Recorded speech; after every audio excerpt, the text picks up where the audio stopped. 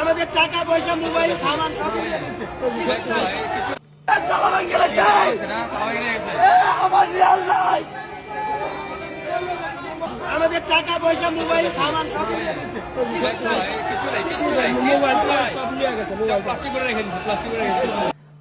আজকের যে ঘটনাটা এয়ারপোর্টে, আমরা প্রবাসীদের জন্য বাংলাদেশ সরকার থেকে অনেক কিছু পাই, তার আজকে একটা প্রমাণ।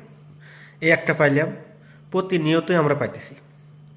আমার প্রশ্ন, বাংলাদেশ এয়ারপোর্টে যদি সেফটি না দিতে পারেন প্রবাসীদেরকে, তাহলে এই এয়ারপোর্টে আপনার এই যে সিকিউরিটিগুলো রাখার কি প্রয়োজন?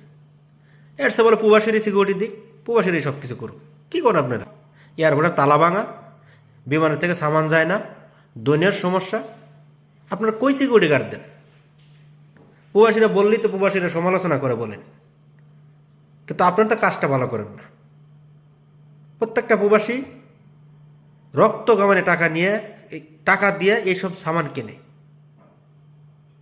আর এই প্রবাসী যদি সামান না পায়, দেশে তার থেকে কষ্ট মনে দনে তার কেউ পায় না। যাক, সবাই ভালো থাকবেন। আল্লাহ হাফেজ।